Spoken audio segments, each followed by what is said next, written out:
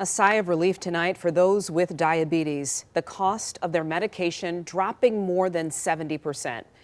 At last check, the RAND Group reports the average cost of insulin in the U.S. was $360, and that was back in 2018 before inflation. But now, pharmaceutical company Eli Lilly is capping the cost. So joining us to talk more about this is our chief health editor, Dr. Partha Nandi. And Dr. Nandi, this is welcome news. It's huge news. It's fantastic news. I know many patients that rely on insulin, Glenda, and the rising costs have caused a ton of stress and financial hardships to many folks and their families. Now, those who don't use these medications probably don't know that prices have almost tripled between 2002 and 13, and then between 2014 and 2019.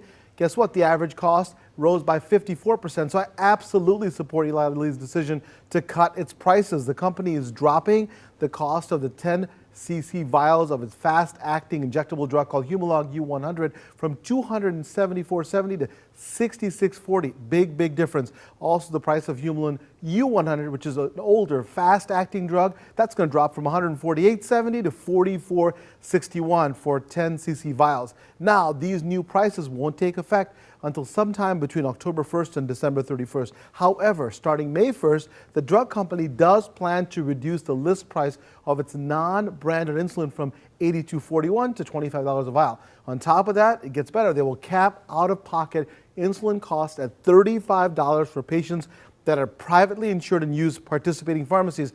And for patients with no insurance, they can access the company's Insulin Value Program, which will cap the cost of Lilly's insulin at $35 or less a month.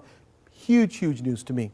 So, you know, people have to do what they have to do, Doc, but rationing this to save money can also cause health problems. Huge problems, right? Huge problems. Absolutely true. Insulin is prescribed to people with diabetes, right? And type 1 diabetes, and some people with type 2 diabetes. Type 1 diabetes, now it's a chronic condition, and people can absolutely die if they don't have enough insulin. What happens is that the body's immune system attacks the cells that make insulin in the pancreas, leaving it incapable of making insulin, or it makes very little. Whereas with type 2 diabetes, the body still makes it, but it doesn't work like it should. If it's not treated properly, you can have complications, and here they go. Heart and blood vessel disease associated with increased risk of heart disease and stroke. Nerve damage, you can get tingling, numbness, burning, or pain. Kidney damage that could lead to kidney failure. Some people may need dialysis. Foot damage that could raise the risk of serious infections and amputations. And eye damage, which could lead to blindness, one of the leading causes of blindness.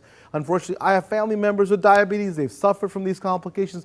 I know firsthand how it can change your life. So folks who need insulin need to be able to access it, and that's why I'm excited that Eli Lilly is cutting its insulin prices, making it affordable for more people. To me, it's about access. If we can reduce the barriers to get access, we can save lives, we can save all the complications. All right, Doc, so serious. Thank you. My pleasure. All right, good to see you. Of course.